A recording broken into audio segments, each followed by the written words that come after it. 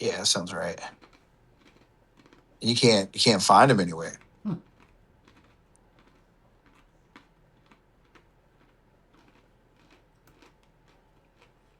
And that's across all the major brands.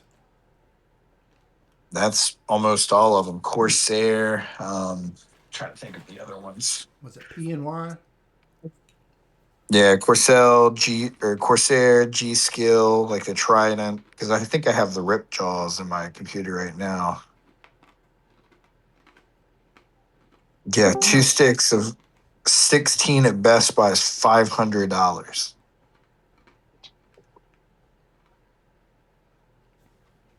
hmm. It's wild. Who's offering me $500? It's how much. I was just talking about how much RAM is right now. Oh, yeah. Up on building PCs years ago. Yeah, the new. I was trying to upgrade my RAM, and then AI, like the data centers, are buying up all the old DDR4 RAM, so it's ungodly Hmm. expensive now.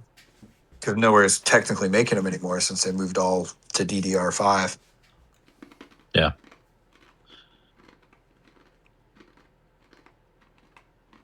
I finally gave up when I realized I could buy a $500 console every few years instead Yeah, of sinking that much or double that much every year in upgrades yeah, to a gaming PC.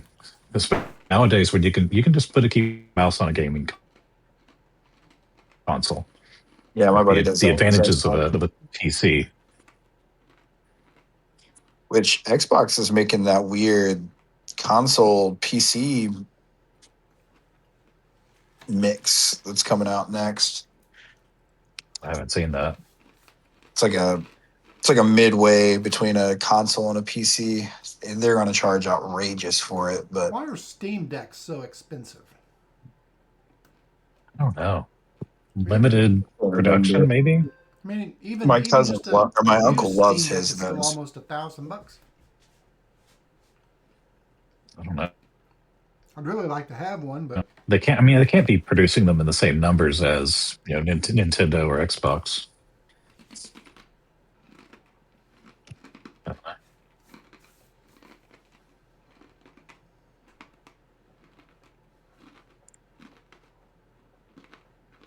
I think those are all based on Linux, I think, Probably a lot of systems are.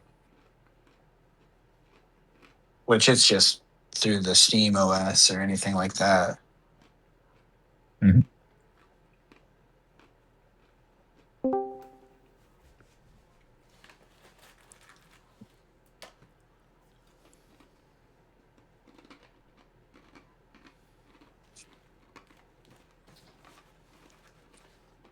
Hello.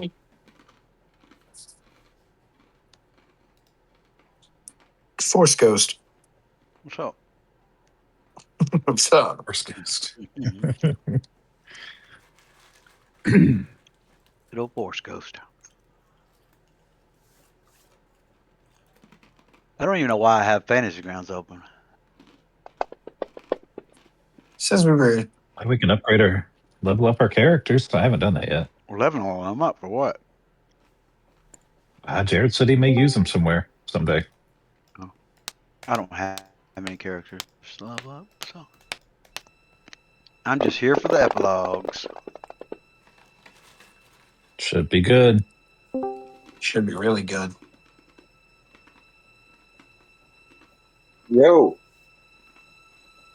Oh. Word. How do we do? All right. Good. Guys, Jeff, it's did been you a ever long get time in the the? making, Yeah. Oh my goodness. but here we 3 are. years. Yes, you get the post campaign sad. The post-campaign depression. Yeah. Our first journal in the Curse of Strahd journal was on. I think it was. Oh, hold on, I can find it. March 27th, 2023. Wow. Oh my Almost God. 3 years. Damn, That's I should have amazing. drawn it out a little bit longer. I was thinking All that. right, Yeah, John, we you would We in still you can. into the Discord? if we had to travel Can you back hear to me? the castle. Yep, there we go. Yeah. Yeah. What'd you say, John? Sorry, I was all ready, and then Selleck puked on the couch. Nice. Good timing. He He pooped on the puked on the couch or couch or puked on the pooped on the couch? couch? Puked, Puked. vomited. Gotcha. Oh yeah, All right. So I'm getting here's into what. fantasy grounds right now. Yeah, that's fine. As long as you're in here, I you're am. good. So here's what we're going to do. Basically, just going to give you a little bit of exposition on what happened next, what happens next here in Barovia. Then I'm going to pose a few questions to you all. Maybe some situations posited, put forth for your consideration. And then let you guys take over with your epilogue. Some of what you consider, some of what you decide may make speak changes to your epilogue. It may not. May Don't know. make what? Say that again. May what?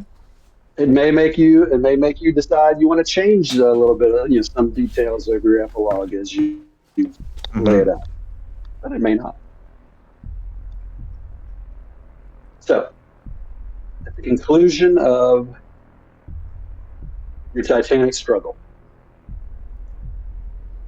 which saw Strahd fall at your hand,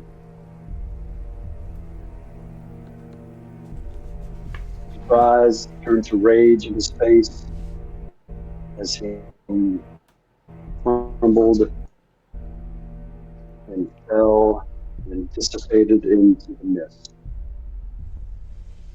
He does Quiet. dissipate into the mist. You're cutting He out does bad, dissipate Jared. into the mist. Okay. Okay. Well, I don't know what to do. Is this better? Yeah, I guess. That's I better don't know. right You now. said this. Yeah. Okay. Well, if it cuts out again, just say hey. After I Eldritch blast him and before he dissipates in the mist, if I had the opportunity, I would like to drive a stake through his heart where he lays. There's no opportunity for that to occur. Then he's dissipating into the mist. I've got the freaking stake in hand and my hammer, and I'm just like right there to do it, and he's just gone He's into just the east. he's just yeah. It's like he's just I imagine he just kind of slowly evaporates. Mm-hmm. You can try. Yeah, yeah, Stake. I would try, but I mean, if he's Yeah. dissipating, then you can't really drive a stake into a mist. But I would definitely try. But That's I the do old think that adage. you realize You can't put a stake into mist. They say. that everybody it's one of the most well known things that there is. Most You popular can't sayings. change film with a kid on your back either. That's right. But you, as a monster hunter, and Esmeralda, I believe, would know that if he cannot make it to his tomb within 2 hours, he cannot come back. And sure enough, he cannot make it to his tomb within 2 hours. You all are too far away.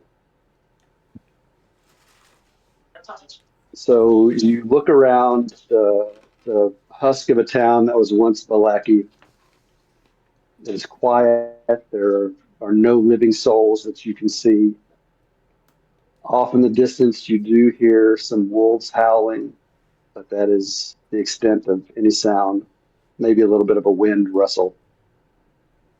But the most amazing thing, as I believe I said last week, that the mists that have surrounded you the entire time that you have been in Barovia again fade away, and the last rays of sunshine of the shining day, at the end of the day, are shining over the hills of Barovia. This is the first and only sunlight, other than the one incident, one of the one brief instance where there's a little speck of, little ray of the light that came through the clouds and the mist at one time.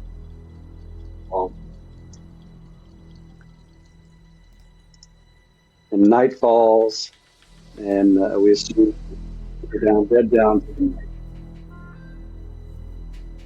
And the next morning, you get up and you begin making your way. I assume I'm making this assumption for you. Castle Raven.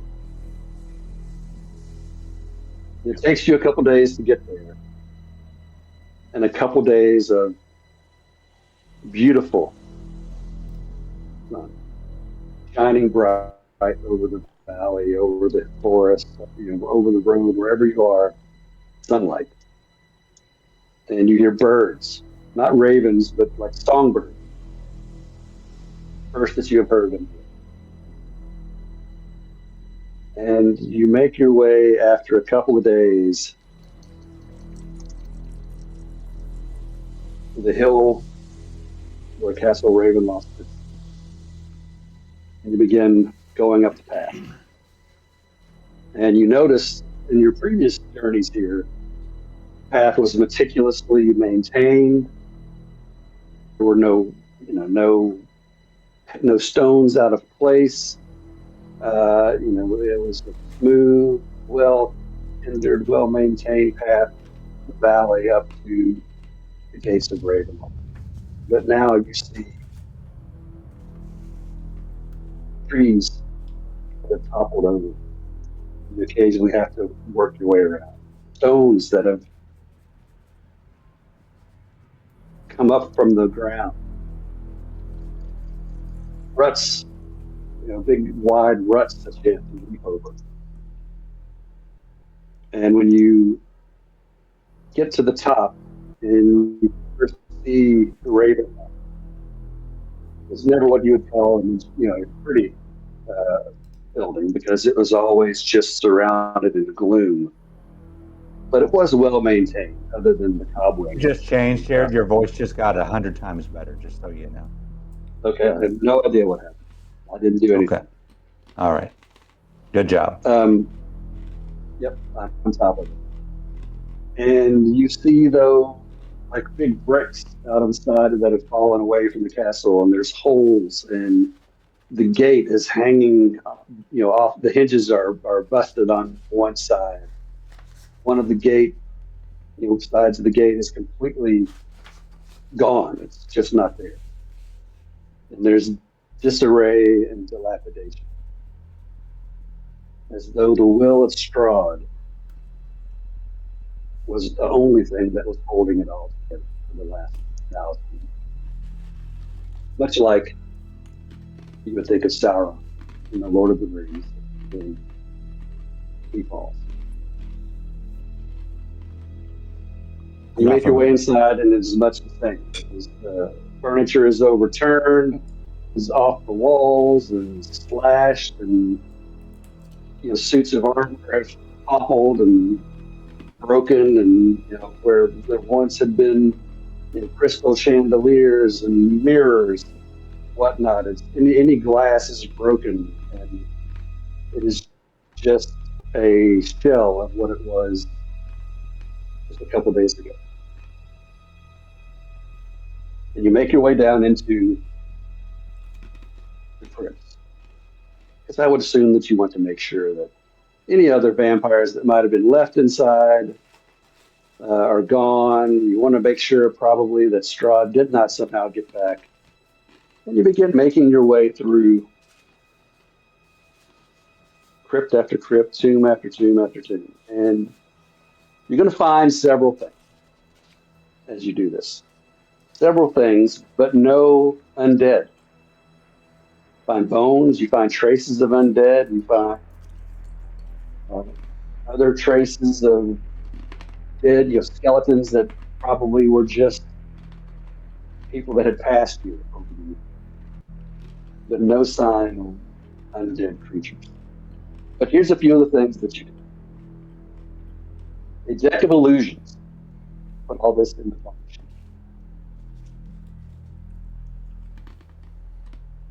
You find a dragon wing glider. Unfortunately, no image. Basically, anybody up to 80 pounds can put this on and can glide in wide open spaces. Willen can fly if he wants to. Oh yeah. Flying squirrel. Oh, He can Lord, fly if that's he wants to. scary. He A can flying leave Willen. behind. Hmm. Bring down find fireball. +1 luck blade. And as you spend some time with it, after this, you will discover that it has 1 wish spell.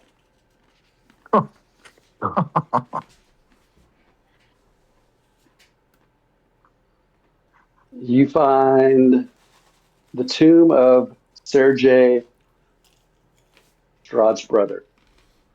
And in it, he is wearing, his bones rest, and there's a suit of +2 full.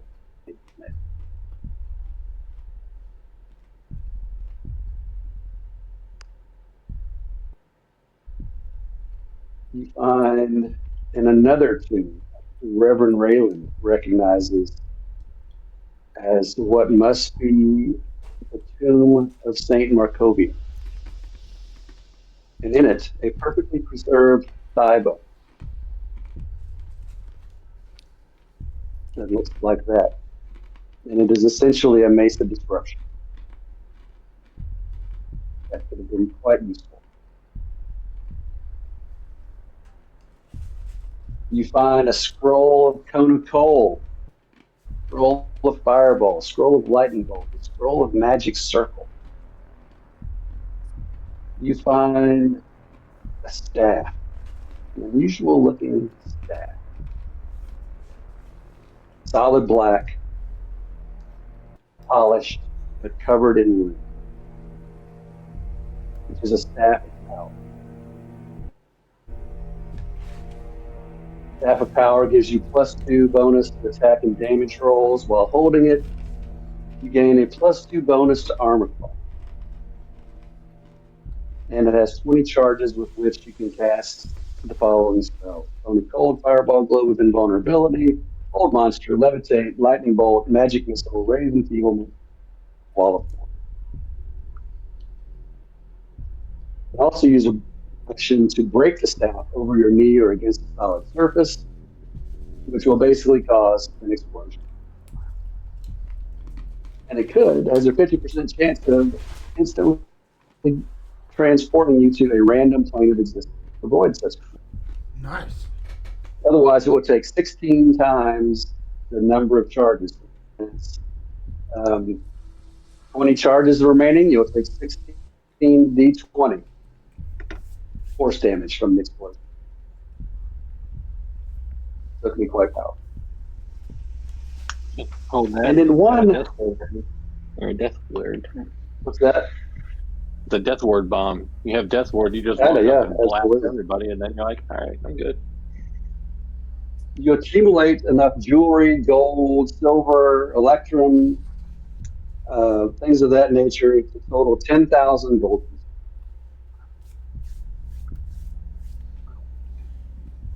And in one room, you find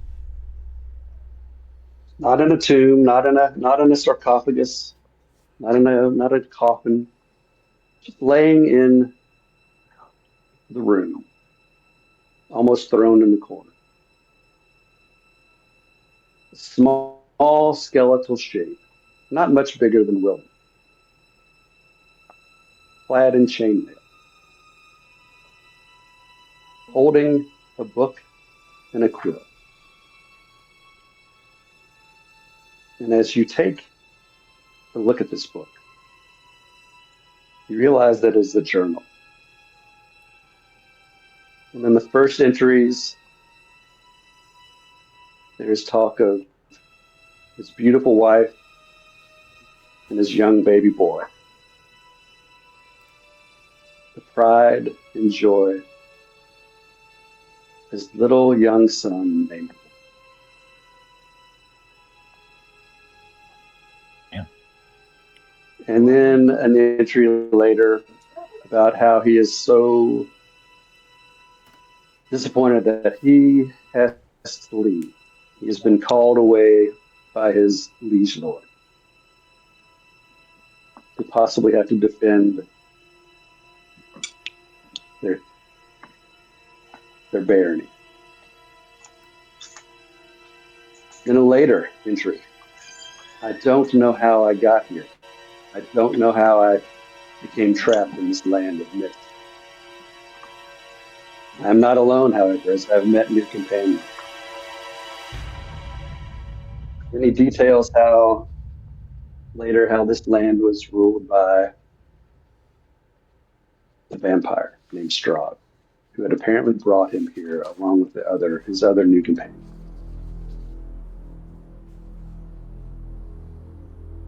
And near the back, any details his adventures. And certainly, he ended up here in the castle finally. And his last entries were along the lines of, "He has left me here to die. I do not know why. I only know the last thing that he said to me was that he had found my wife and my son." I shudder to think of that.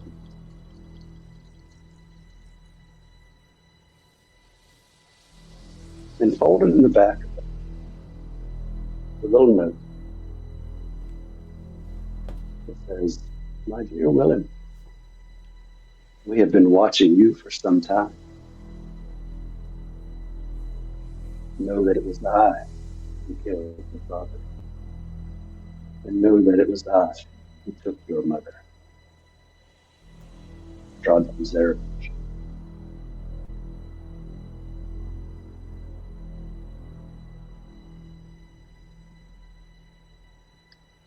It's a mini kick in the nuts. But not mini because it's Willin.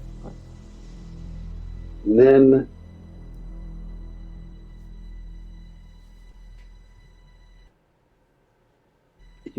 when satisfied, you have seen everything there is in this. And everything that's left in there, and you've been through all the catacombs, all the tombs, every room. You found everything there is to find. You make your way outside and down the hill and into the city, the town of Barovia. And it is so much different. There is a vibrancy as people are out in the streets, visiting, talking, laughing, singing. The general happiness. And when they see you, a group, at least those of you they know, I guess it would be Raylan, Esmeralda, Al. They would know it. Well, Even though you're she's cutting not out with the party. bad, dude. I said Esmeralda and Alpha. So those of you that they know, they greet you as heroes. And you are bade to stay with them for a couple of days to rest up from your journeys. And over that time, over the next couple of days, you receive some visits. Alpha, a young man and a young boy, come to the village. And when they see you, they bow before you. Mm. Say, "We were not all destroyed. You were the chosen pack. Please come back with us, stay with us, and help us rebuild. Help us bring good into this land. We do not wish to follow the evil of So many of them wish to follow your example. Can we stop just for a second? Is there any possible way you can like change mics or something like that, or do something? It's Let me really tell you. rough. Let me try. I'm sorry. Is it like this for everybody? Yes. I just don't Yeah. want to miss it. Yeah, I Yeah, just okay. don't want to It's miss not. it. It's, Yeah. It sounds like you have a cloth over your mouth about 80% of the time. I do not. and sometimes it just drop off completely. I mean, Okay. Does Scarlet have a cloth over your mouth?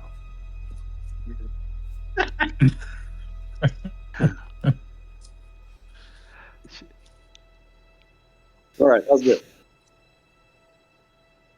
Any better? talk. You have to talk more. Okay. Is this any better? Hello, hello, hello. Yes. Well, yeah, Yeah. that's a million times Seems better. yeah, seems a lot better. Okay. Now, could you just All start right. over? Yeah, Definitely. the whole thing Let's go over. back to the very beginning. From the beginning, Shadow top.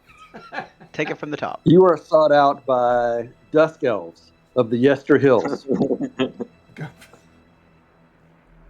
And the dusk elves bid you to come with them to Yester Hill. Yester Hill, the site of the death of Dr. Miroslav, where the druids, the evil druids, had built had stolen the emerald and built the the big dealio that they burned and sacrificed that you all end up fighting. Gulthius tree? And they want you to come back and lead the druid circle, even though you're not technically a druid any longer. Come back and help them tend the new Gulthias tree.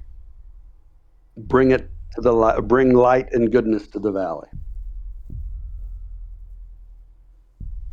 Raylan, you are greeted by representatives of the city, the town, or I guess it's more of a city of Kresk. I guess it's a town, not a village. Town of Kresk. They no longer have anyone in the abbey, and they wish for you to come and take up residence in the abbey of St. Markovia and bring the light of Soon back to the abbey. Be their spiritual leader. And Esmeralda, though no one comes and seeks you out, you do know that Van Richten's tower now sits empty. And it is full of many secrets. And it is there for you should you wish to stay in Barovia going forward. And finally, Celine, the people of the village of Barovia no longer have a burgomaster, no longer have a mayor, no longer have a leader. And they ask you who still potentially still has a brother here in Barovia somewhere, you who are from Barovia, your mother who you helped kill. This is your home, your land. This is your homeland. And the people of Barovia ask you to stay and lead their village.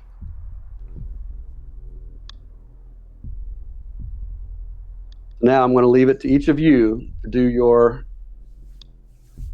epilogues. You can change it. You can incorporate anything that I've offered to you. You can turn them down, whatever you would like to do. We're going to start off, however, with Oglethorpe, since Oglethorpe has passed away. But I think Oglethorpe still probably. Already did mine. So you're Already did done mine. with yours? Okay. All right, good. Yeah. Okay. All right. Esmeralda, what would you like to do? You want me to read my epilogue? Go ahead and do your epilogue, and if you want to add anything before, do you go back to the tower? Do you do anything like that? Just what you take it from here, however you want to do it. Well, as the rest of the pack began preparing to move forward in whichever way they chose, Ez and Bishop quietly slipped away. Ez knew she would think of them often, and it would be lonely without her new friends, but she has a promise to keep, and she won't let Raskeller down. She will find the reincarnated Stella, and when the time is right, approach with an offer of apprenticeship. While thinking of the time and distance required for this quest, Ez begins to feel weighted down by an overwhelming sense of loneliness. As she sits to reflect, Bishop comes up beside her, and in the stillness she hears, 1, 2, Stella's coming for you. She pulls out Stella's claw and watches as dark green wisps of smoke caress her wrist. Ez smiles as a tear escapes her eye. Hi, Wrath. Thanks for the reminder. In this moment, she realizes she's not alone. She has the essence of Wrath and Stella, along with Bishop as her travel companions, and they are Barovia's monster hunters. Excellent. That's it. Perfect.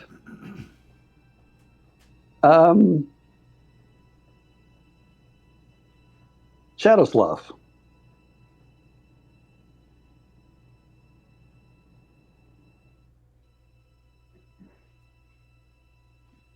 Hello, Johnny. You are muted. Sorry, I'm muted. Sorry. So Shadowslav, everything that was going on earlier with their return to Ravenloft, he was interested in the loot and all the lore and such, but what he really wanted to know more than anything else, particularly the shadow side of his essence, was he was always trying to tie this into his previous life, fighting the good fight against other undeads and the minions of Gulthias and the dragon that they were cultists to, because he was just always convinced that even though they might not be directly related, that there was a continuance between the two stories. So he's always looking, and I don't want to say he's a conspiracy theorist, but he's always critically looking to see if there's some tie between that combat that he lost his life to eons ago and what's here now. And I don't know if you have anything to add to that, any insight into that, or if it was just a fruitless wandering through Ravenloft, desperate to find something. Well, like I said, you have been asked to go back to Yester Hill, where Mm-hmm. the Gulthias tree was, and to help, Right.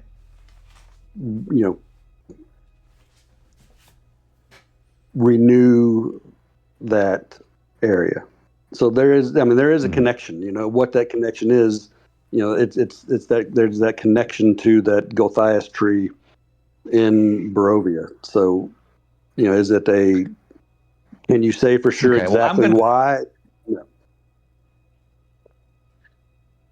Okay. Well, at this point, I am pivoting then from what I had intended to do. I would feel compelled to go there as I further explore the relationship between Gulthias and the tree and the events that led to the shadow entering Miroslav's body before this campaign ever started, and the fact that Miroslav became a Dampier, no longer a nature cleric of Ilmater, but an undead Dampier PC that was infected, for lack of a better word, with this shadow, who was the memory of a fighting man from the first edition of D&D, the Red Book, as it were, who was a follower of a paladin of Pelor. And this whole symbiotic relationship that evolved over the course of 140 episodes was a collaboration between the nature cleric of Ilmater and the fighting man fighting in the ranks for Pelor for forever and a day. And Pelor and Barovia is essentially the same thing as the Morning Lord, and Ilmater is also, even though they don't have a strict relationship in D&D lore, they do have a a lot in common.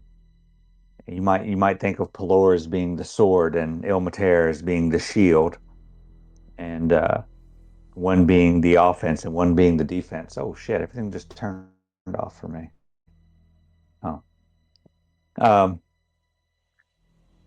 and no one's really explained any of this to them. They've just kind of figured it out and found themselves coexisting with one another.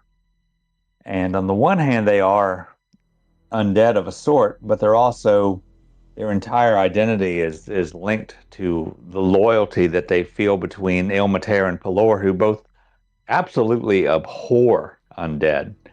So it really is a very strained relationship. And they have kind of a self-loathing because of that.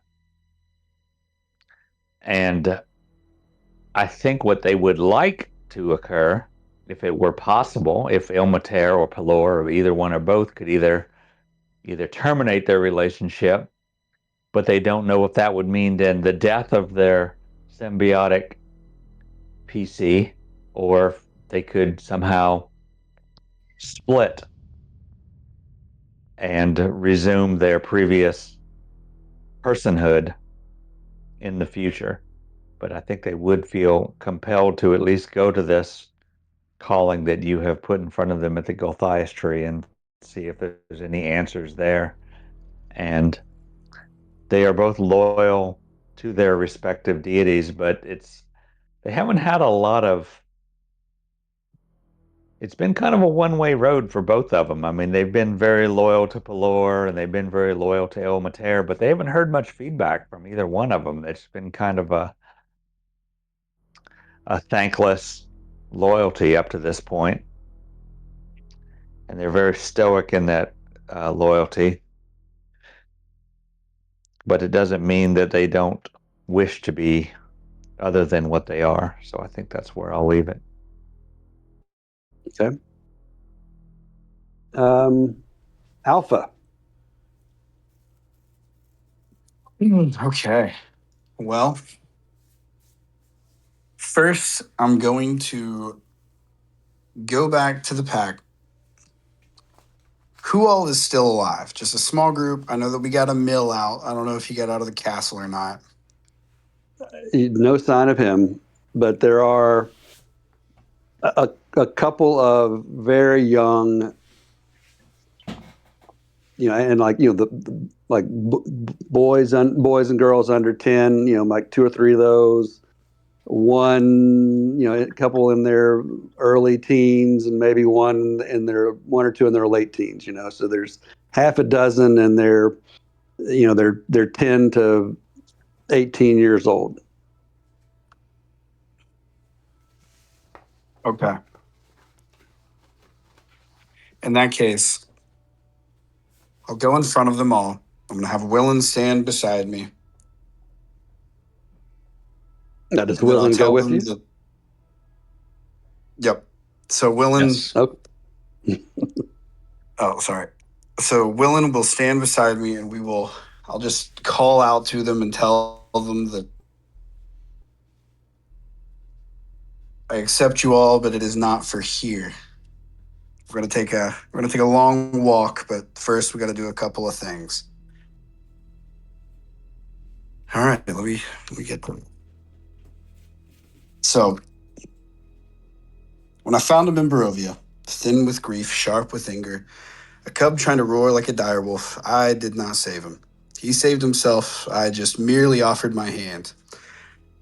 I remember the way he wailed when we first found his father outside the cursed stones of Castle Ravenloft. I remember standing beside him as he cried.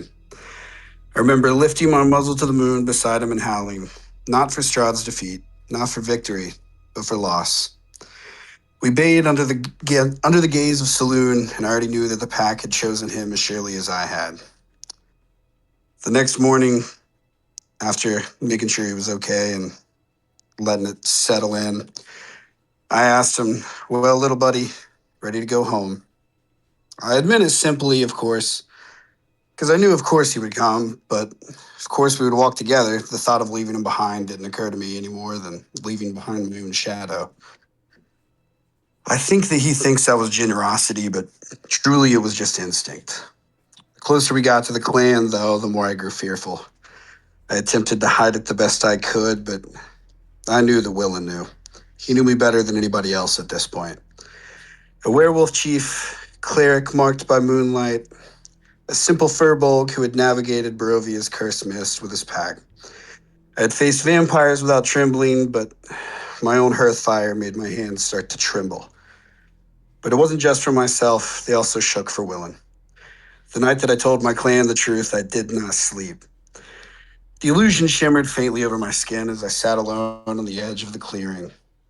I had used disguise self. Simple veil, barely more than moonlight bent around bone, but it softened the angles. It hid the yellow in my eyes, smoothed the faint suggestion of fang when I spoke. But it was never meant to deceive forever, only long enough for me to choose the right moment. The fire at the heart of the clan crackled. The chief stood there already, broad as an old oak, silver threaded through his beard.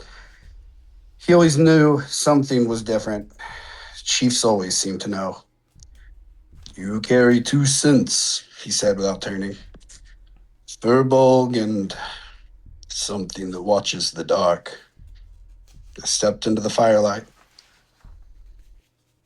I will not carry it in shadow anymore. The others gathered, hunters, elders, younglings, peering from behind taller legs.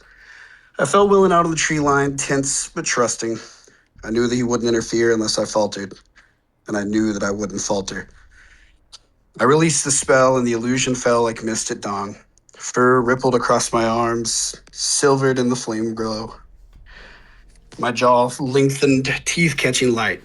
My eyes burned amber, not with rage, but with truth. The air filled the scent of wolf. Gasps, a hand on a spear shaft. One of the younger hunters stepped back and fell. The chief, however, did not.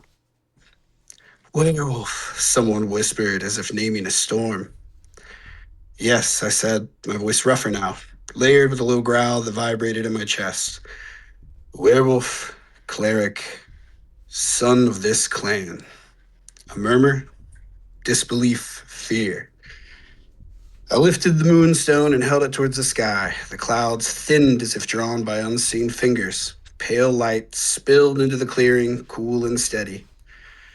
I did not hide this from you because I was ashamed. I hid it because I would not have you judge before you understood. I planted my spear from Barovia in the earth. The fire dimmed at its edges, not extinguished, but gentled, as twilight gathered around the day without violence. Silver radiance unfurled in front of me in a soft spear, not blinding, not harsh, protective, calm. There is no curse that masters me. It is a trial I nearly mastered. I told them of Barovia, of a land strangled beneath the will of a Strahd von Zarevich, of wolves twisted into cruelty by hunger and despair. But I chose restraint when blood sang loudest in my veins. I spoke of Saloon, the moon maiden who does not banish the light but sanctifies it, who teaches the darkness is not evil in itself. It is merely a canvas for guidance, for watchfulness, for protection. Twilight is not the triumph of day over night, or night over day. It is their meeting and their balance. The silver light deepened.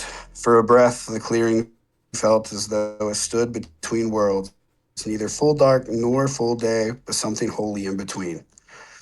I knelt before my chief and before the whole clan. If you believe I endanger you, cast me out now.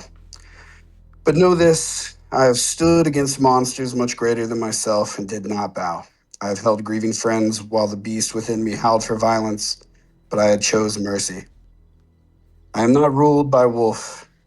The wolf stands beside me. The chief stepped forward at last. His hands rested atop my shoulder. You bring moonlight into our fire, but not to snuff it out, but to guard it. He turned to the clan. Is a hunter who masters his blade feared or respected? Respected, a few uncertain replies came. And one who masters the beast within? He asks. An elder's voice reached from the back, respected. The chief gripped my shoulder. You are Furbolg. You are Wolf. You are Cleric. And you are of this clan. Tension broke like ice. I could hear Willen exhale somewhere beyond the trees, and the chief looked at me again. Will you guard us in the village in the dark? I looked back with my life. I called out to Willen to bring him in front of the elders. I feared their suspicion would cut him. I feared their caution would wound his already mended heart, so I boasted. I preached. I argued beneath the old trees until my voice went hoarse. I told him of his courage, of his stubborn hope, of the way he had chosen mercy when vengeance would have been easy. And yeah, I might have suggested he demonstrate his more dramatic talents. The ground still remembers the day the Willensaurus Rex first shook it. The clan still speaks of that day dearly.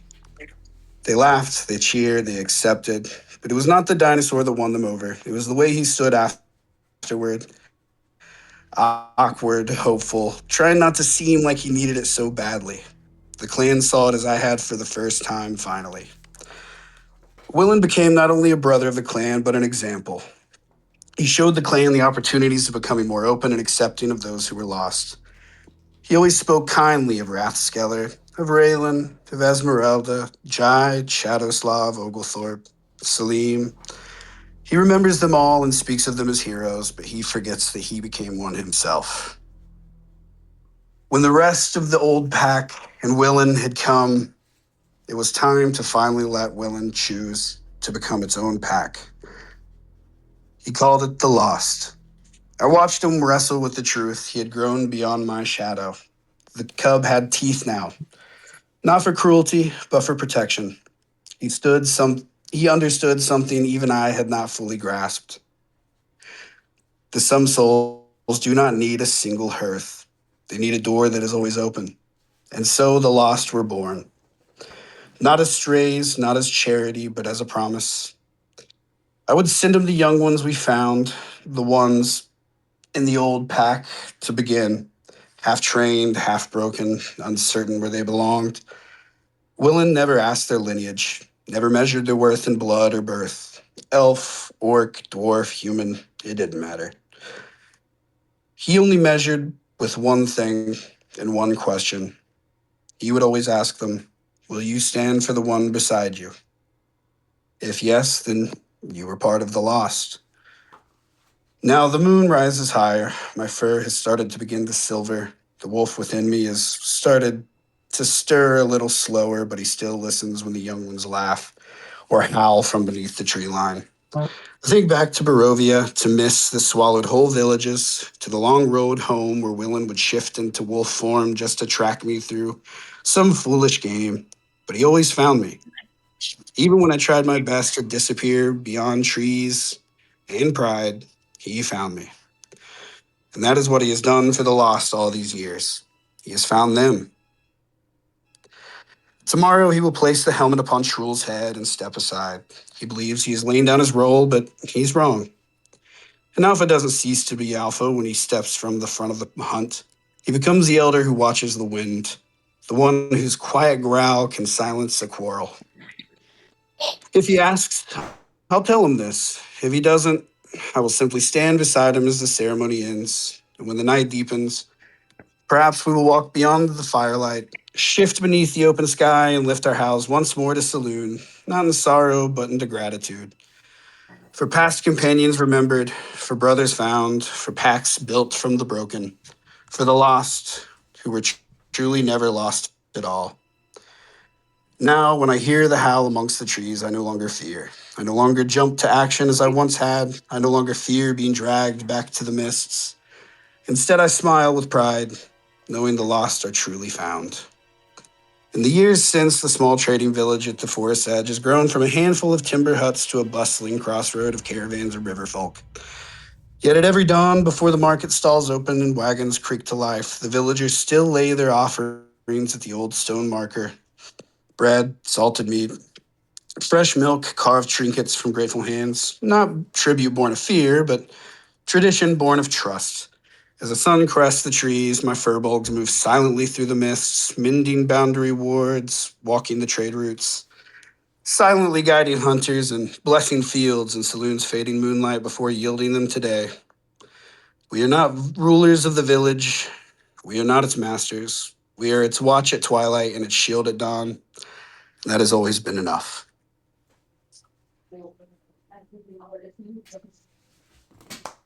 That's Damn. it. Where the hell's Dude, that been was for the last amazing. 5 years? Shit. I That Great, was isn't it? awesome. took a lot, but yeah, that's what I got. Yeah, I'm gonna have the pack that we met for Incredible. that pack. They're gonna be the first generation of the Lost. Love it. Incredible. Well, who wants to follow that? Mine is pretty tightly bound. Willen, If you want to Let's get jump hear it. in. the side. Yeah, we should hear it right next. Yep. It makes sense. Yeah. All right. I wrote mine as a journal entry, so this will all be in the voice of Willen. The Book of the Lost, year 53, Willen's final entry. Today is the culmination of months, no, years of reflection on my part. At 88 years of age, I feel it is time to retire from the labors and mental fatigue of leading the Lost. Though I have documented these details in full in prior entries, I wish to put my final musings as the first of the Lost into words, as an act of relieving my mind of the burden. My life is split into two parts: my childhood with my dear mother, and the era of monsters. The time between being more a blur these days, in spite of those times comprising a significant 18 years of my life in this plane. Those were years of waiting and stalling, not living. I see that now, looking back, though I could not see it at the time. The first ended with my mother reaching out to save me. The second began with Alpha doing the same. I missed my mother's hand, but I found my brother's. The years between account now for little as I look back on what I've done. I grew in those days of traveling with, as I now rightly call them, Reverend Rayland, Esmeralda, Celine, Jide, Rathskeller, Shadowslav, the old wizard Oglethorpe, and, of course, y'all, my own Alpha. I grew in strength. Testing yourself against hags, zombies, and vampires will do that. But I grew up as well. I found inner strength that outstripped the bravado of my youth. I reached to find my courage, and I found it staring back at me, waiting. Not all survived, of course. This is natural.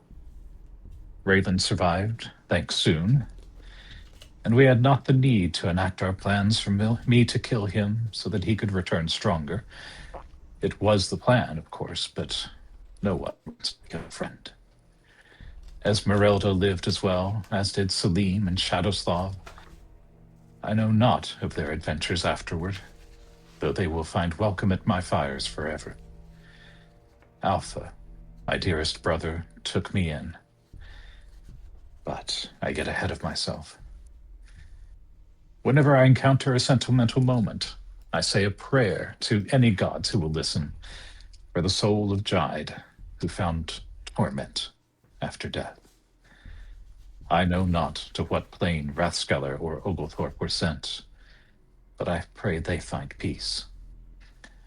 Rathskeller served himself, of course, and though I am certain his motives aligned with that service, I am forever grateful for the stroke of death that he served me, that healed my soul, that kept me from turning on my own beloved brother.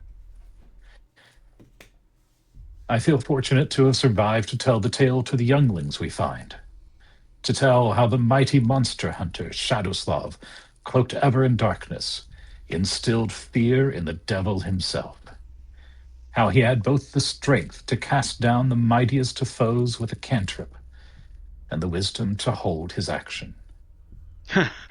I tell of the great. Yeah. Play to your strengths, everybody. Oh, it's so great. So great. So great. Oh my god. Oh, I got cold chills, man. This is so good. Keep going. I Sorry. tell of the grace and beauty. Okay, I'm glad you enjoyed that. I felt like that was great. Whew. I tell of the grace and beauty of It's funny because Esmeralda it's true. and the fierceness. I know, right? I mean, like it's awesome on both sides. That he sings your praises, right? I tell of the grace and beauty of Esmeralda and the fierceness of her blade of green flame, but also the compassion she showed monsters in the dungeons when I first met her. How she, like me, wanted to save a babe from separation from his mother, and how she set aside her blade to comfort me when I was truly lost. I tell of the courage of Jide to return and redeem himself. He was consumed by evil, yet overcame all odds to return in spirit and fight for the daylight to return to Barovia. I tell of Raylan the Fair, how he was like to Esmeralda in human perfection, and while curse after curse struck his appearance, he never lost the beauty within. I tell of Alpha, though he is known to them. Again, and that will come later. I tell stories of all my old comrades in arms.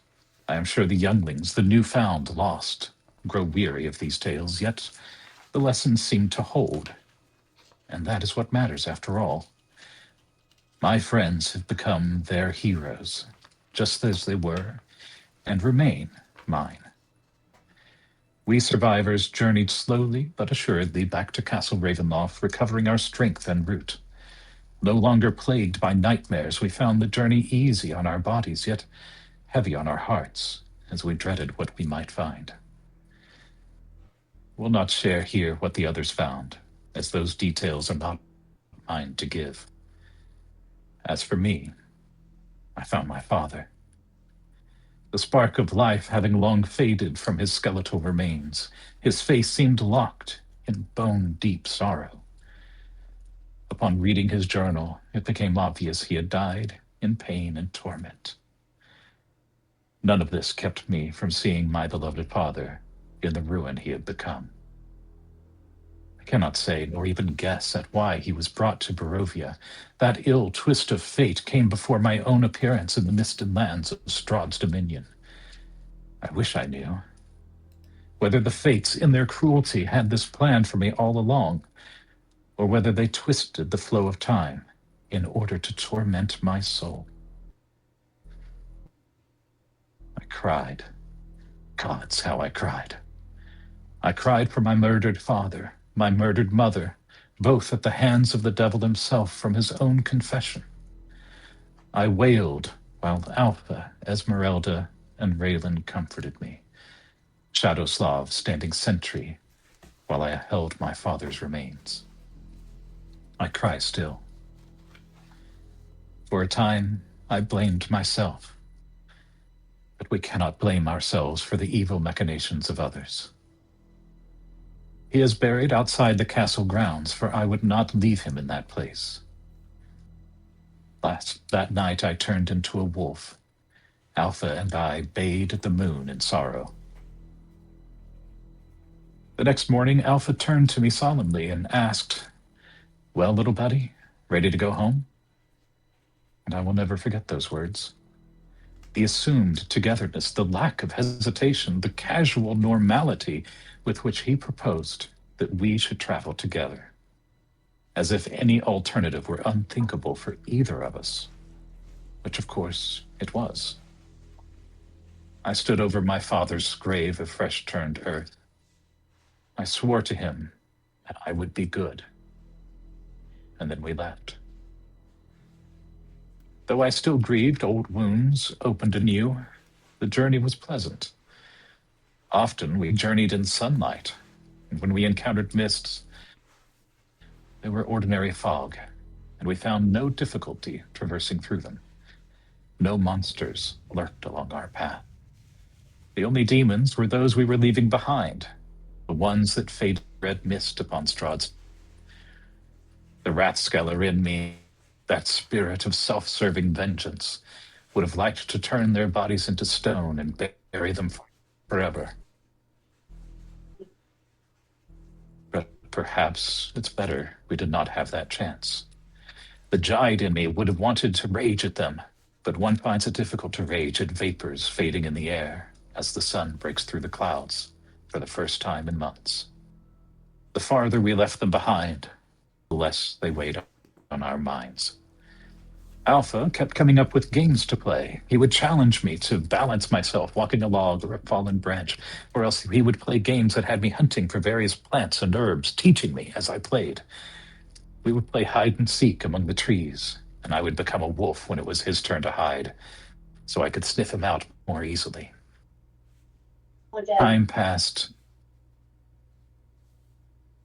Sorry? Okay.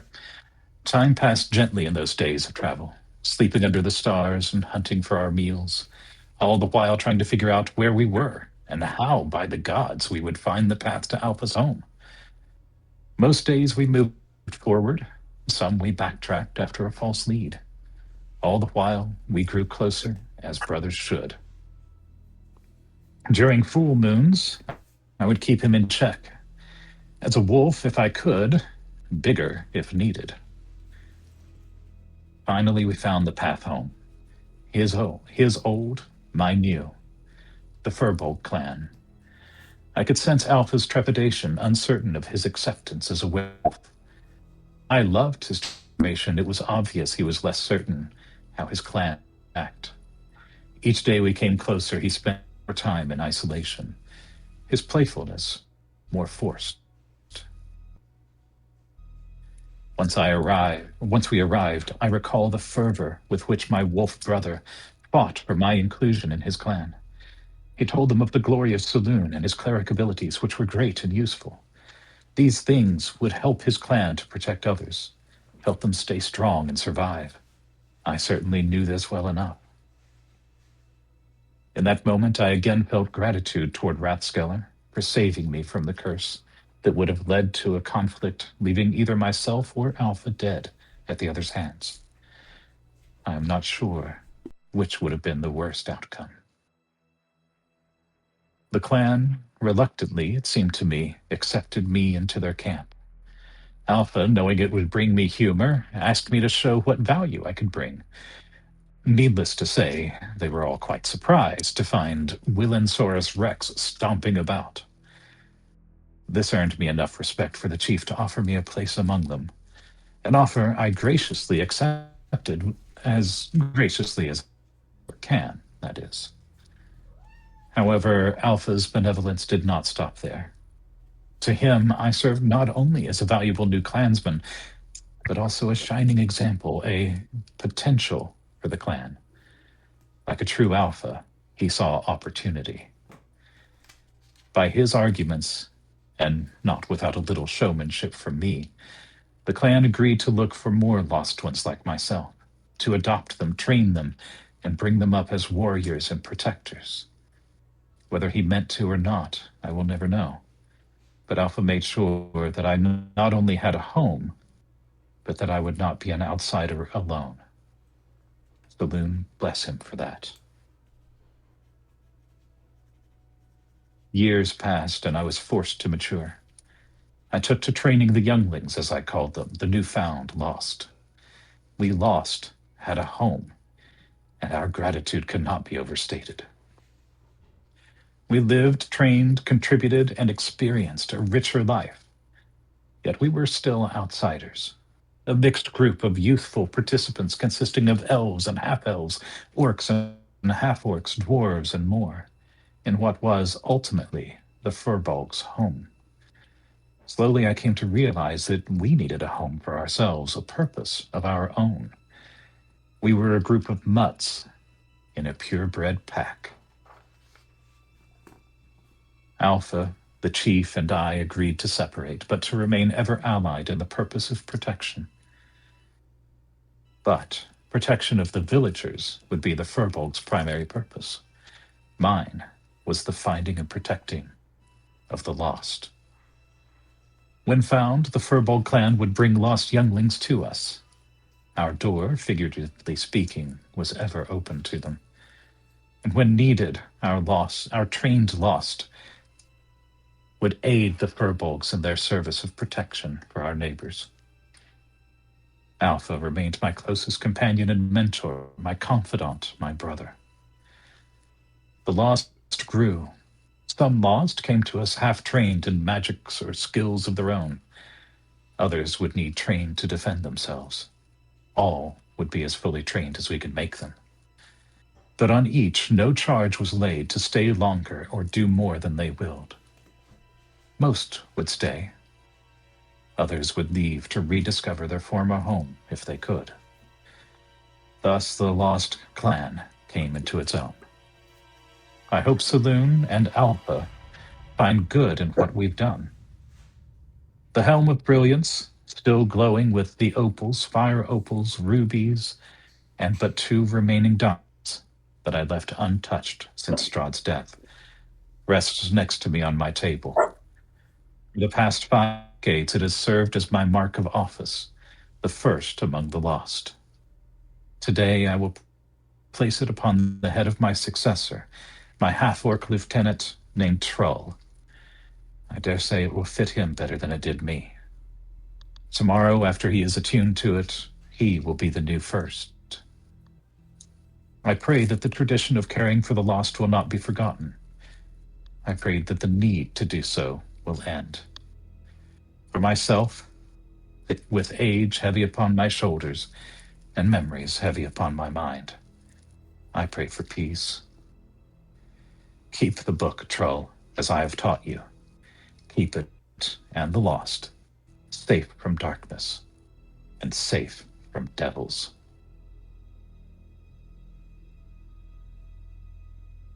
Woohoo! Oh Fantastic. my god, dude!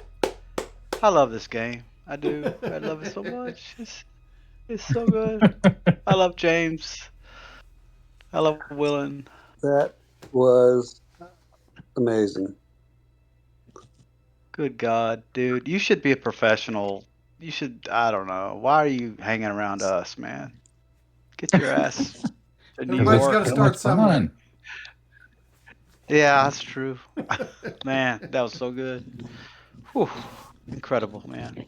I'm thinking I may have misunderstood the assignment. You can have a do-over. You can have a do-over. Yeah, knock it out. We got a couple more.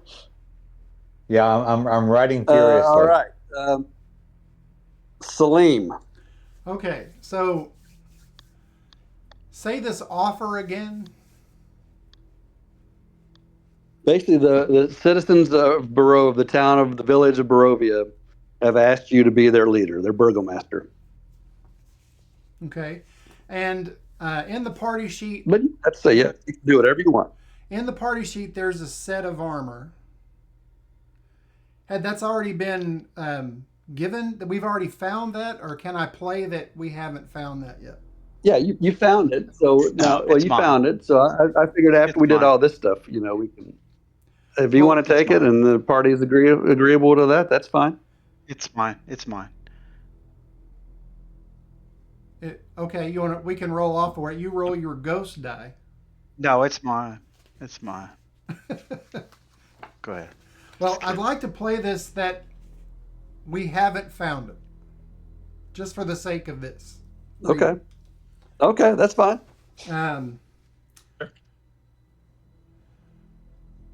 The epilogue of Salim Vantro, ? I thought slaying him would feel different. I thought there would be a huge thunder or silence or some great unburdening that would split the sky and tell the world something ancient had ended. But when Strahd fell, It was only breath, mine, still in my lungs, and his gone. When we returned to Castle Ravenloft, it did not scream at us, but it almost seemed to exhale. The halls felt emptied rather than cleansed, as though a will had been severed, but the weight of it still lingered in the stones. I heard the offer from the people of Barovia, and I told them I would consider it. But as we spent time with them, I kept feeling a pull from inside Castle Ravenloft, and I knew I must go back, but that I had to do it alone. So when no one saw me, I snuck off back up the hill, and I held a vigil outside of Castle Ravenloft. For 3 days, I camped just outside the castle. 3 dawns passed without thunder. The sky above Barovia seemed thinner, like worn cloth stretched almost beyond endurance. Yet to my eyes, the mist still clung to the cliffs below the castle, patient and watchful. For 3 days I camped, and on the last day I slept, and I dreamed. And in those dreams I was a small boy again. The air smelled of swamp water and wet bark. Twisted roots clawed at the sky like grasping fingers. I heard the creak of a hut that moved when it wished to move, and the rasping lullaby of a voice that never became quite gentle. Baba Lysaga stood over me as she had when I was a child, her eyes gleaming like oil on black water. She called me her treasure, her gift to her dark prince. She told me I was meant to kneel, meant to serve, meant to become something small, cruel, and obedient. But the swamp was not the only place that shaped me, and the dream shifted. I stood in a forest clearing beneath banners, bearing the sigil of a stag crowned in antlers and green, the Order of the Verdant Stag, an order sworn in word to Mieliki, guardian of forests, lady of renewal. I remembered that my armor was too large for my frame, that the wooden blade was placed in my hand, the barked commands on the practice field, and at the center of it all stood my captain, my old captain Idvar Vantro, the man who had raised me as his own. He wore the stag's crest over his heart. He spoke of discipline and of honor, of sacred duty. His voice carried the authority of righteousness. But in the dream, I could see what I had not understood as a child. His shadow bent towards the swamp and to Baba Lysaga. He knelt before her when the banners were lowered and the torches burned low. Their words were quiet, but their intent was not. I was not being trained to defend the wilds. I was being honed and sharpened, a blade tempered in faith so that I could be turned. Captain Vantro drilled into me the virtues of obedience, of loyalty beyond question, of strength wielded without hesitation. And when I faltered, when compassion crept in, it was punished as weakness. Duty above mercy, he would say. Purpose above doubt. He told the order I was gifted, chosen, blessed by the lady of the forest. But in the hut, Baba Lysaga called me something else. Her vessel, a device, something that could stand beneath holy banners while carrying rot in its marrow. The dream showed me that I had been meant to become what I had been meant to become, a knight bearing Mieliki's sigil while serving darker masters, a living contradiction, corruption wrapped in sanctity. In the dreams, I saw myself older, armored in green and silver, kneeling before Captain Vantro as he rested a blade upon my shoulders. Behind him, in the shadows of the trees, Baba Lysaga smiled.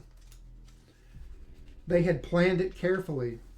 A knight who would never question, a son who would never stray. But each night in those dreams, something else stood at the edge of the clearing, beyond the banners, beyond the swamp. I could not see it clearly, only the suggestion of antlers rising higher than any sigil stitched on cloth. The scent of pine cutting through the reek of stagnant water. The true forest, not the one twisted to serve ambition. I awoke before the blade touched my shoulder, and on that morning I rose without trembling. The dreams had not frightened me, they had reminded me. I had been shaped for evil twice in my life, once in the swamp and once beneath the false banner of virtue, but both had failed. I crossed the drawbridge alone. And this is where it might get a little bumpy because I've had to do a lot of rewriting. It's all right.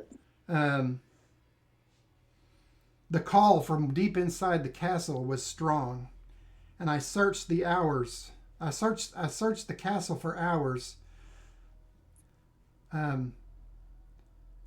For how long I don't know, but finally, I find the thing that I was being drawn to.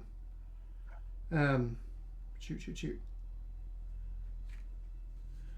It was in a crypt. The final crypt that lay deep inside the vaults, untouched by the chaos of battle. The air here felt expectant. When I opened the coffin, I did not find a vampire or anything like that. It was a suit of armor. It was a set of plate mail that rested upon black velvet, unmarred by dust or decay, silver white metal traced with subtle vines and antlers.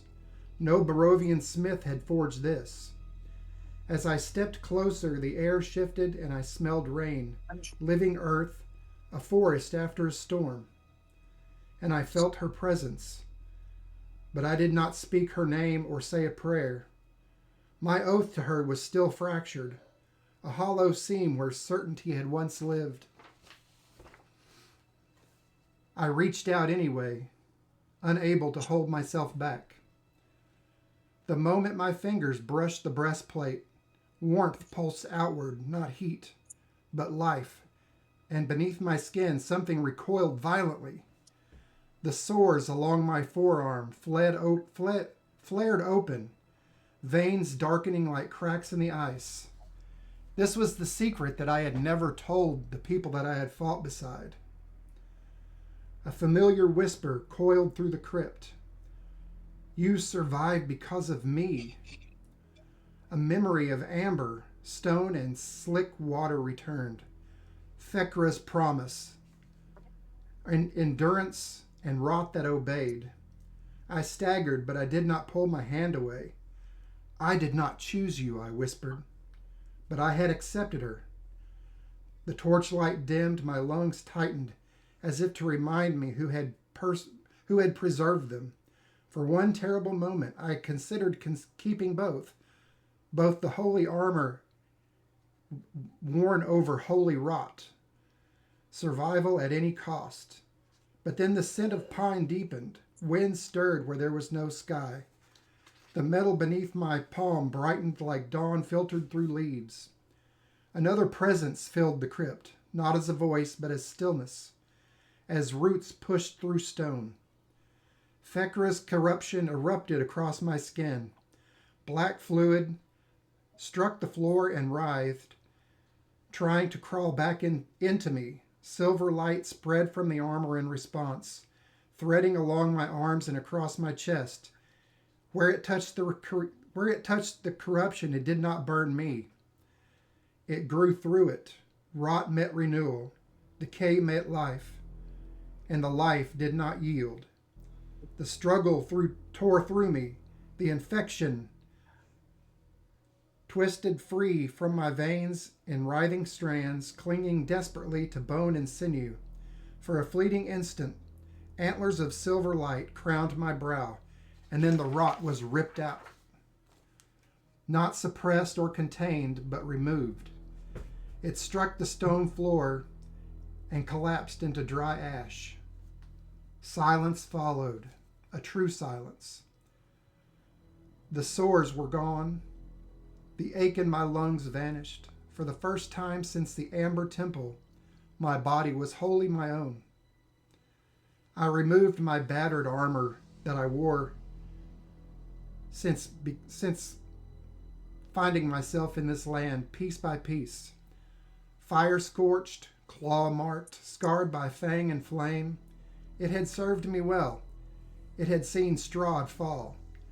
I set it aside with reverence and donned the new. The armor settled against me weighty but alive. It did not feel like preservation. It felt like remembrance. Protection without corruption, strength without rot. My oath did not blaze back into place, but it rooted. The hollow seam within me tightened. Not whole but close, very close. I returned. Gotta go through that. And somewhere beyond the walls of Ravenloft, dawn climbed higher over Barovia. As I finally turned to ascend the stairs back to the open, the climb was harder than being down in the crypts. Below there had been fire, roots breaking stone, rot screaming as it burned away in green flame. In the lowest vault, when I refused her, when I chose oath over survival, Mialiki answered. The sores burst. The rot that had lived beneath my skin for months ignited like dry tinder. Thekra did not whisper as she vanished. She screamed and shrieked, and then she was gone. And now I climb. The staircase spirals upward through cold stone, worn smooth by centuries of tyrants and victims alike. Winds cut through the arrow slits and presses against my armor. The verdant dawn rests steady on my shoulders. No sickness beneath it, no second heartbeat of corruption. Just breath, just weight, just me. I carry the sun sword unlit. It does not need to guide me. I know where I am going. I step onto the highest parapet of Castle Ravenloft. Barovia stretches below, wrapped in thinning mist.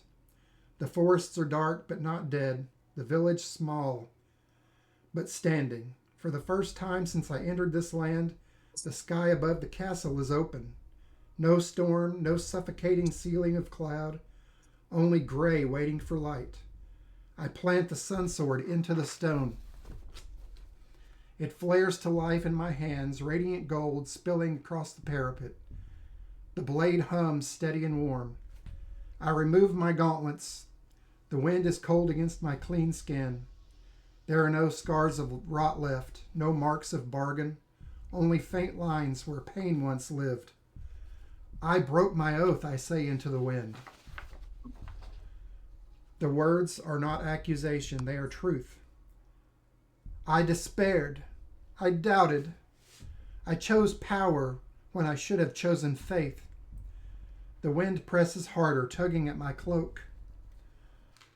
I was forgiven below, but forgiveness is not restoration. I kneel on the parapet. The armor's etchings glow faintly green. I do not ask to be absolved, I ask to serve. For a long moment, nothing happens. The castle is quiet. The mists curl along the cliffs.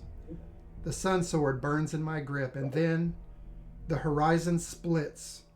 A thin line of gold pierces the gray sky. Sunlight strikes the blade first. The radiance surges, brilliant, unfiltered, and spills down into my hands and into my chest, but it does not burn. Again, that word, it roots. I feel soil beneath the stone. I feel unseen roots winding beneath the parapet. I feel wind moving through the leaves that I cannot see. The armor brightens. Green and gold mingle, dawn through forest canopy. My oath does not return as a roar. It settles like seed into the earth.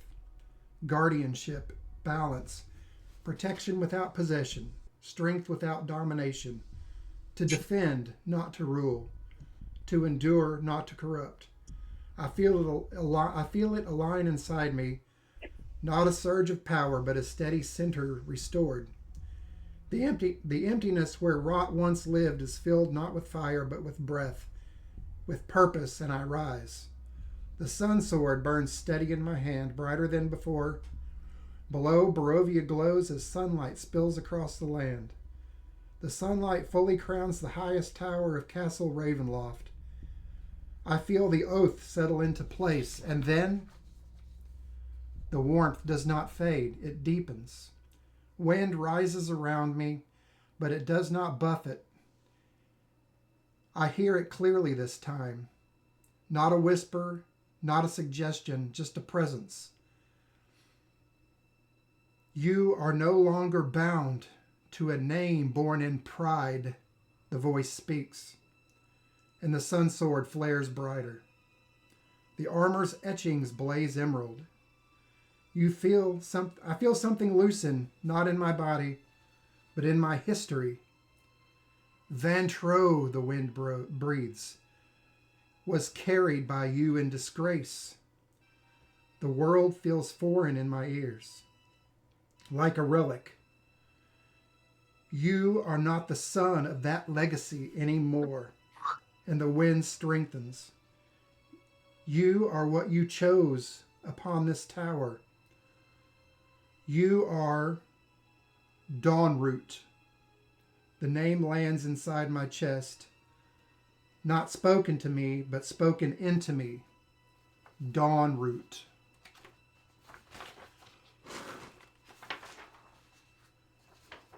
I feel Excellent. Hold on.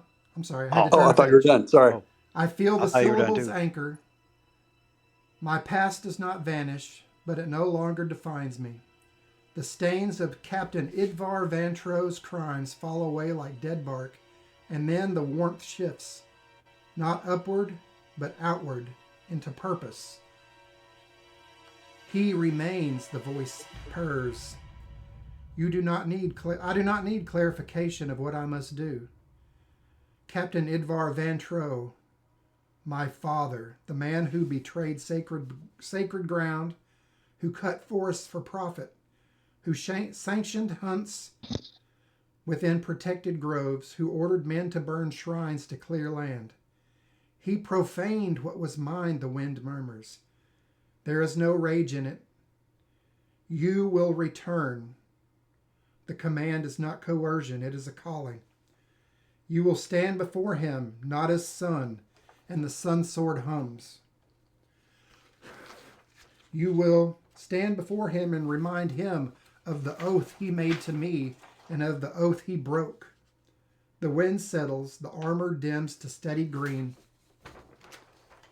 The name remains, Selim Dawnroot. The mists part, and somewhere far from Barovia, a man named Idvar Vantro wakes with unease that he cannot explain.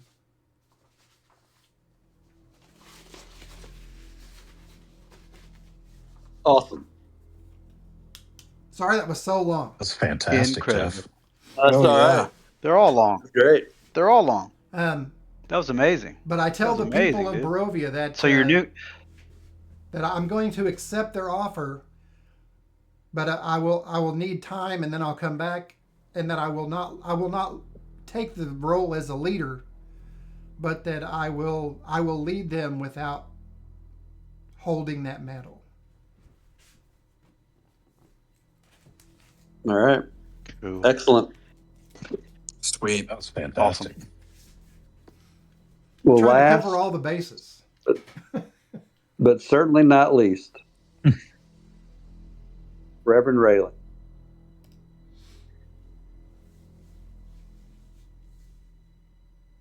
Muted if you're talking. Hey, all right. He's going to have 7 different accents through this, just so you know. I know. I'm just gonna stick with the Dude, good if he does, old. it will be amazing. Good That is old what Bowen. I'm hoping. The Man, You Appalachian pull it off, man. Every other sentence is something different. The Appalachian French is my favorite. All right. I'd probably reply to the Appalachian people French. that I would come back, but I have to keep my elders apprised of the mission and what has happened here, and that I believe I succeeded in the thing, and then I can maybe bring some other followers soon back, to tell my story and how it affected me, and bringing the light and beauty back to this place. I could do that, but the road back to the Druid College was long, but sunlight followed me now. True sunlight, warm and forgiving. But I still kept my scarf drawn low, shadowing half my face. The blood-red eyes above it were not something I'd learned to explain yet. I had never been one to hide my appearance. Vanity had come as easily to me as a natural extension of faith and love, beauty and life. Now, concealment felt prudent. When I arrived, the others stared. Druids understand decay and rebirth better than most, but even they faltered when they felt it. The way my gaze seemed to find them before sound or motion ever did. I no longer relied on sight alone. With what I call now the eyes of the Barovian dawn, within 30 feet, nothing truly escaped my awareness. Walls, darkness, silence, it mattered little.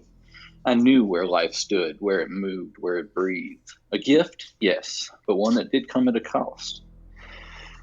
The eyes unsettled them the most. Not merely their color, but what lay behind them. Charisma had always been part of my calling. Warmth, reassurance, presence.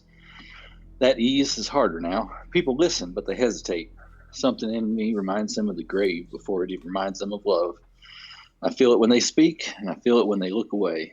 Still, I told them everything. Of Barovia's gray sky, of a land severed from the sun like a wound that refused to heal. Of Strahd, tyrant, jailer, and parasite upon the people who barely remembered hope. Of the bargains struck in desperation, and the prices that followed. I explained my mission, the search of a missing relic Assoon, believed destroyed or lost to time. What I found instead was a truth far older and far sadder.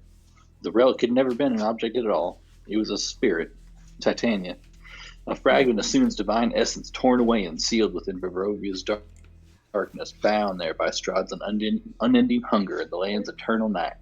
Love imprisoned, beauty starved, waiting. When Strahd fell, when his existence was finally mercifully ended, the prison broke. With the first true sunrise Barovia had seen in generations, Titania was freed, and love returned to the land that had forgotten its name. The elders listened in silence. Then came the examinations. I told them of my new gifts, of how Barovia had not merely scarred me, it had reshaped me. Darkness once lived inside me, gnawing impatient, slowly killing me. That corruption is gone now. Ending Strahd and restoring Barovia lifted the curse that fed on me. The rising sun did not just free the land, it freed me, but something remained. I can now endure what would once have slain me outright, resisted granted by the shadow itself, but always at a price. Where I am hardened against one harm, another finds it more easily. Balance enforced by cruel arithmetic. Barovia does not give without taking.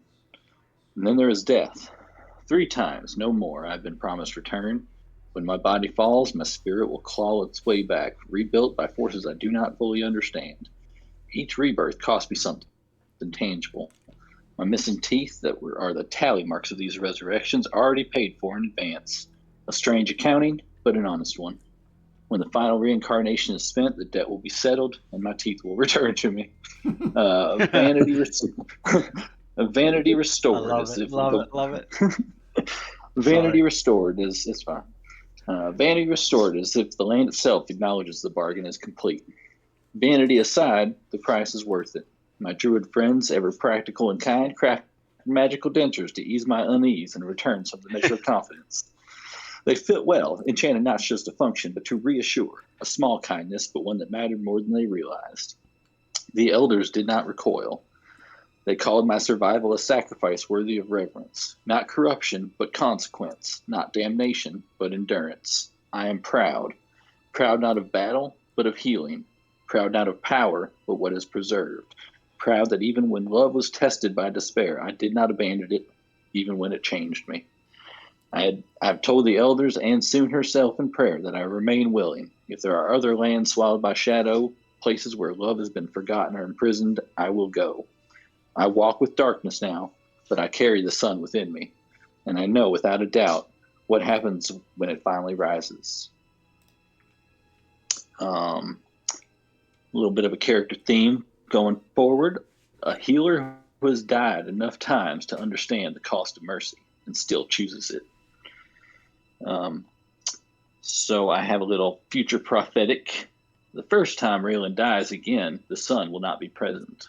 The second time he will rise screaming, and the third time he will smile because he will finally know that he's coming back for the last time. That's the epilogue of Reverend Raylan Runegard, Life Cleric of Stoon, Survivor of Barovia, Liberator of Titania, Bearer of the Shadow Touched Grace.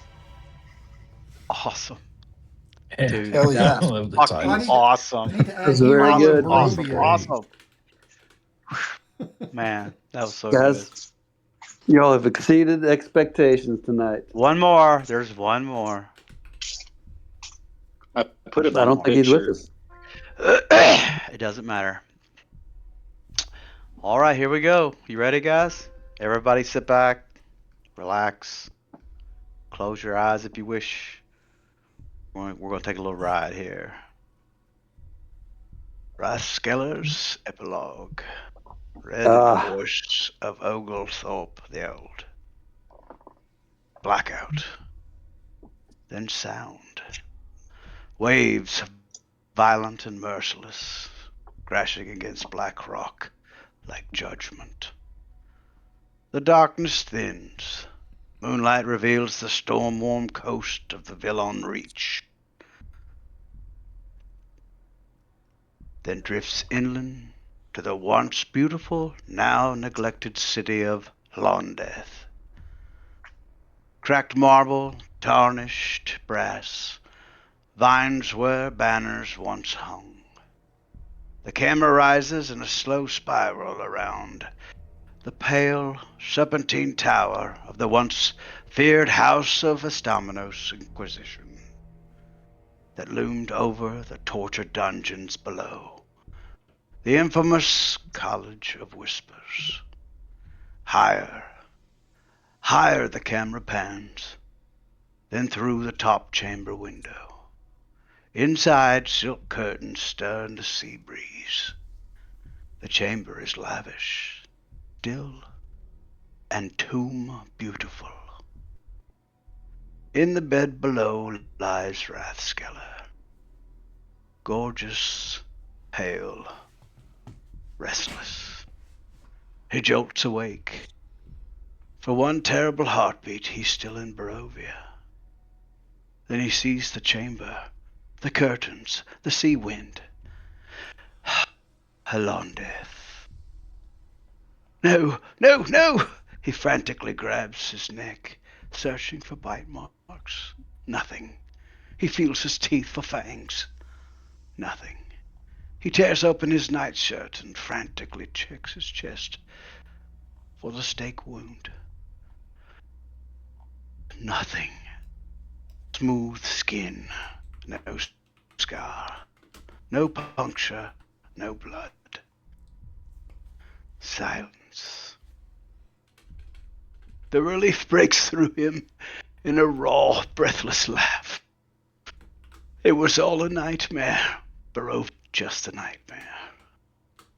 Still in bed, Raskeller picks up a silver hand mirror from the nightstand next to his bed and admires himself, beautiful, unmarked, alive, smiling. He rings his bell for breakfast. A few minutes later, the chamber door opens. A shapely figure enters. The lower half serpent, the upper half a woman, hooded, carrying a breakfast tray. Her serpent scales are striped, black, red, and yellow. Raskeller smiles. Practical coral, softly he sings. Red and yellow kills a fellow. She lays the tray across his lap. Open the drapes, Coral, he says lazily. Let in the moonlight. It's beautiful tonight. Raskella bites greedily into a luscious grapefruit, wipes the juice from his chin, and says, "Why the hood, Coral?" Instead of turning to the window, she surges onto the bed, fast, aggressive, sensual, knocking the tray away as she pins him beneath him. The hood lowers towards his face, confused, breathless, excited. Raskella slowly peels back her hood. Esmeralda? He freezes. This can't be, he thinks. Then he pulls her close. They kiss hungrily, desperately. Her lips move from his mouth across his jawline, down his throat, and Raskella arches his neck in ecstasy. Oh God, is this really happening? He thinks. Then in a whisper he speaks the 3 words he has never spoken to another living creature in his entire purebred life. I love you. Still kissing his throat, Esmeralda murmurs, I love. Raskella screams. Pain rips through his neck. He shoves her off and slaps his hand to his throat. Blood. He looks up. Esmeralda is grinning, fangs bared, blood on her chin. Her eyes black, soulless voids. Raskella throws back the covers. He sees that her serpent body is no living coral snake. It's mechanical, iron ribs, brass plates, hissing pistons, segmented coils, a hideous steampunk mockery of flesh, shades of Esmeralda's robotic leg. No, God, no, Raskella recalls. He tries to run. She is on him instantly, seizing him by his throat and lifting him from the floor as if he weighs nothing. Her body swells larger, longer, more monstrous. Raskella claws at her wrists. What? You? The thing wearing Esmeralda's face smiles wider. You once told us, she hisses, licking his blood from her lips with an elongated forked tongue of her own. But you were the prince of nightmares. She pulls him close. Don't you know? Her black eyes lock on his. I'm your worst nightmare. She kisses him again violently, tearing through his lips, gums, teeth, and tongue. When she pulls away, she takes half of his forked tongue and his beautiful face with her. Then, with effortless strength, she hurls him across the room. He smashes through the Grand Inquisitor's stained glass window and falls into the night below. Raskella falls in slow motion through the shattered glass and moonlight. But as he spins, the tower above him is no longer his own. It's Van Richten's tower. Barovia? Where he first met the party. Where he first was falsely accused of murdering me, Oglethorpe the Old. He slams into the ground. Pain explodes through him. But when he staggers up, somehow he is unbroken. Nearby lie the melted ruins of Esmeralda's cart. Then a burning slash tears across his back. Raskella screams and reaches for Stella's claw, but it is not there. He turns. Salim charges him with the blazing sun sword, screaming, "Traitor!" Raskella tries to dodge, but his feet feel heavy, sluggish, dreamlike. Salim's lunge should miss, but it doesn't. The sun sword plunges through Raskella's belly and bursts out his back with a spray of crimson and radiance. Raskala groans in agony. Then Selim withers instantly into ash and blows away. But the black, cauterized hole in Raskala's gut remains. A growl answers his agony. Then another. 2 wolves emerge from the mist. One massive, one tiny, fox-sized, but vicious. Raskala runs, or tries to. His serpent speed fails him. The wolves run him down easily. The huge one slams him into the mud. The small one tears savagely into his side and throat. As they maul him, they begin to change. Bones crack, limbs stretch. The huge wolf becomes a hulking werewolf, pinning Raskala down, drool hanging from his bloody jaws. It snarls, I am the leader. Then a bite. I am the alpha. Then another bite. You were never the alpha, Raskala. Never. Raskala begins to plead in pain. Y'all, please, stop. But the smaller beast is worse, gnawing at him with frantic devotion, repeating over and over, yeah, what Alpha says. Then a bite. Yeah, what Alpha says. Sounds like Fat Raskala, Albert. Raskala turns towards it, blood pouring from its mouth. Willen, practical Willen, I command you, stop at once. The smaller wolf shifts as it feeds, until Willen is there, half halfling, half beast, still chewing Raskala's flesh, chanting, yeah, what Raskala, what Alpha says, sorry. Raskala looks up. Jarl is still above him in full werewolf form, bloody drool dripping from his maw. Raskala twists, tears free somehow, and runs blind through the dark. When he looks back, Jarl and Willen are gone. But the wounds remain. He finally stops, doubled over, bloodied hands on bloodied knees. Then a calm voice behind him says, Tisk, tisk, tisk, so sanctimonious. A brilliant white radiance blooms behind him. Raskala turns and shields his eyes. Who's the self-righteous one now? The voice asks. The whispering torturer?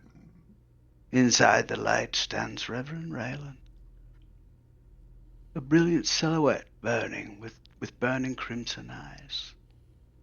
Let me heal your wounds, you smiling snake. Raskala falls to his knees. Raylan places his hands on Raskala's head and begins to chant. The words are holy. The effect is not.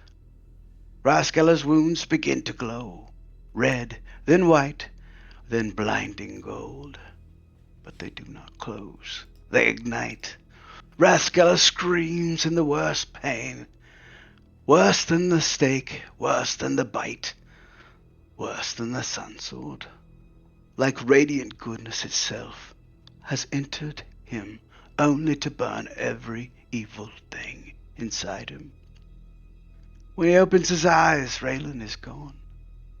But Raskala's flesh is gray, dead, rotten, undead again, he thinks, just as he was as he left the Amber Temple. He touches his ruined face and screams.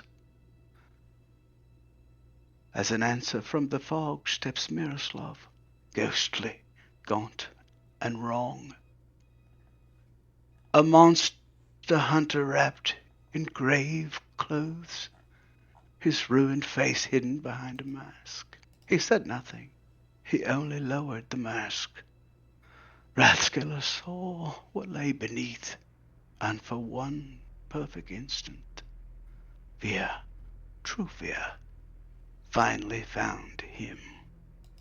Miroslav raised one hand, and in an otherworldly voice said, "I've slain over 1,000 monsters for over 1,000 years. One more monster, you, Rathskeller, will be added, as insignificant as all the rest." 3 eldritch blasts screamed from his fingers like black lightning, slamming into Rathskeller one after another, each hit crueler than the last. Each one driving him backwards with repelling force, flipping him ass over tea kettle with soul-crushing agony. Then Miroslav calmly pulled the mask back into place. His body unraveled into cold vapor, and he was gone. Lying face down in the mud, Rathskeller tried to count his broken ribs. "I believe that's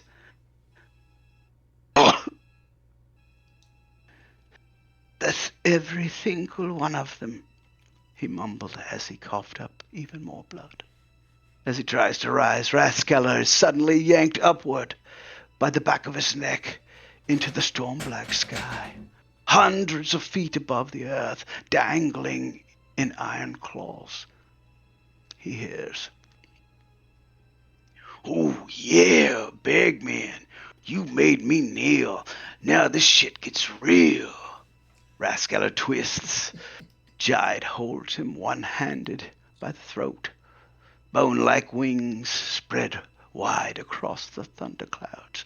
Lightning reveals Jide's hideous fanged grin. Rathskeller chokes out, "Jide, wait, there's been a thunder." Jide tightens his grip shut, then wags a clawed finger. "Now, you made me obey, brother. Now I make you pay." His claws rake across Rathskeller's stomach. Not like a blade, like hooks. Rathskeller's abdomen spills open. Blood bubbles from his mouth. Lightning flashes. Jide grins. "Let me tell you, Snake Man, you fed me fear. Now revenge is here. Oh yeah, loud and clear, man." Then Jide reaches into Rathskeller's open gut, rips out his entrails in one long wet pull, and drops him. Rathskeller falls in slow motion through the blood and rain and lightning, his insides unspooling above him like a red umbilical cord, still clutching in Jide's claw. Thunder drowns out his screams. Far above, Jide hovers in the storm. "Oh yeah, no more boss, man. You cracked the whip. Now I let it rip." Jide's spiked tail whips once through the dangling cord. It shreds. Rathskeller falls through the blood-spattered terrain and slams into the earth below. Still, he does not die. Rathskeller slowly rises, staggering like a drunkard, and looks upward for Jide's next attack. But there is only the storm. The clouds begin to roll together, swelling into a colossal face of Strahd, grinning, immense, with the shape of Rathskeller's former companions waiting within Strahd's mouth to finish torturing him. The giant face lunges downward to bite. Rathskeller barely stumbles away in time. Then Strahd laughs, a thunderous laugh that bursts Rathskeller's eardrums with 2 sickly pops. Rathskeller screams and clutches his ears as blood spurts between his fingers. "And to think," Strahd booms, "that a pitiful little piece of meat like you thought you could usurp me and rule Barovia."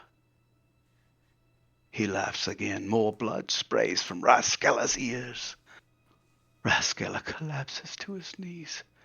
"Please, Please, make it stop. I beg you. Strahd's voice softens. I could have killed you any time I wished. The storm begins to subside. The voice continues. I could kill you now. Softer still. Then the voice changes, becomes smooth, female. But Strahd van Therevich won't kill you tonight, sweet Rathgeller. The storm vanishes. Only a whisper remains. But fair. Rathgeller opens his eyes. The pain is gone. He is restored. Beautiful again. Whole again. He looks around. He now stands in a vast underground cavern filled with colossal stalagmites and stalactites. I hope I got that right, by the way. Then comes a rattle, low at first, then reverberates everywhere. Rathskeller looks up. Where Strahd's face once was, now loomed the gargantuan head of Dendar, the night serpent, her rattlesnake head the size of Castle Ravenloft, her endless body coiling behind her in the restless darkness. Sweet, devoted Rathskeller, Dendar hisses. My scream keeper, my red collector, my prince of nightmares. Her enormous forked tongue flickered out and brushes his face as gently as a feather. Rathskeller kneels. I'm sorry, my lord, he whispers. I have failed you. Dendar coils lovingly, terribly around him. And how is that, my sweet silken viper? Rathskeller lifts his head. I promised you nightmares, so many nightmares to keep you fat and happy, so that you would never feel the pangs of hunger again. Rathskeller drops his head in shame and whispers, I have failed you, my lord. The tip of Dendar's forked tongue gently lifts his chin. Oh, my sweet Rathskeller, she hisses with pride. You did not fail me. Tears fill Rathskeller's eyes as he stutters. I didn't. Dendar lowers her vast head beside him. Intimate and horrifying all at once.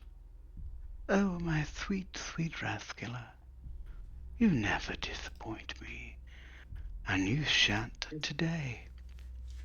Rathskeller looks up in confusion, then in fear. Dendar begins to open her humongous mouth. Wider still.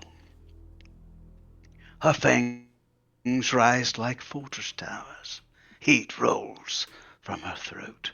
The smell of old blood, deep earth, and things swallowed long ago that never stopped screaming. She smiles. This single nightmare of yours, Rathskeller, will keep me satiated for eons to come. Rathskeller tries to crawl back. He tries to speak. He tries to scream. Dendar strikes. Blackout. God damn. Nice. Wow. Look great. That was awesome. Amazing. Jeff, I hope you recorded this tonight. I certainly did. He did. But This oh is shit, I I have turned a it off small- about 10 minutes ago. Oh.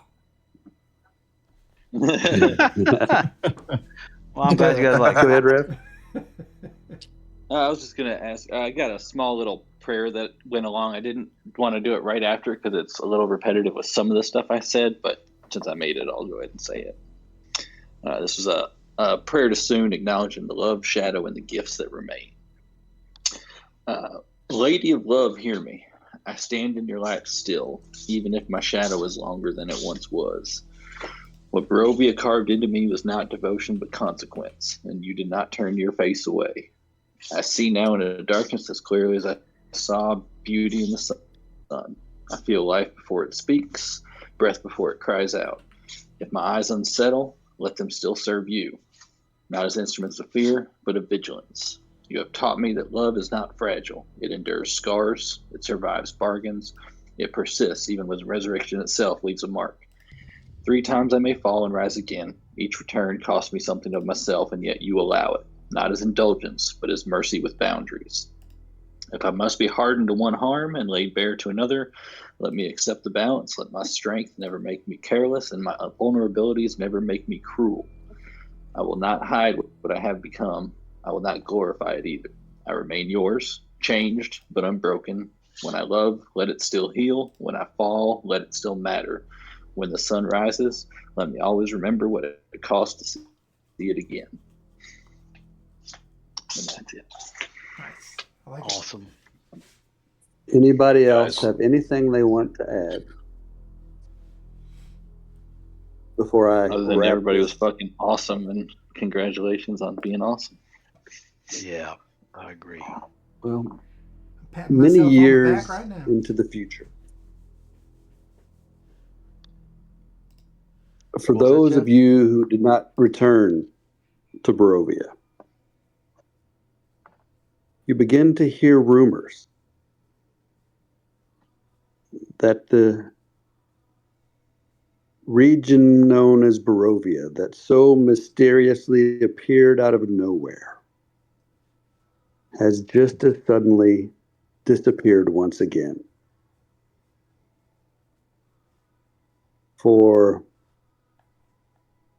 Reverend Raylan, Esmeralda, Salim,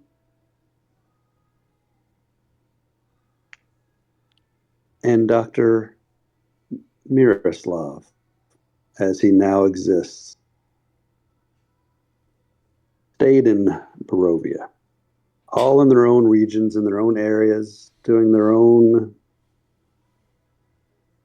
living their own lives, yet coming together upon occasion, but as is so often the case, drifting apart.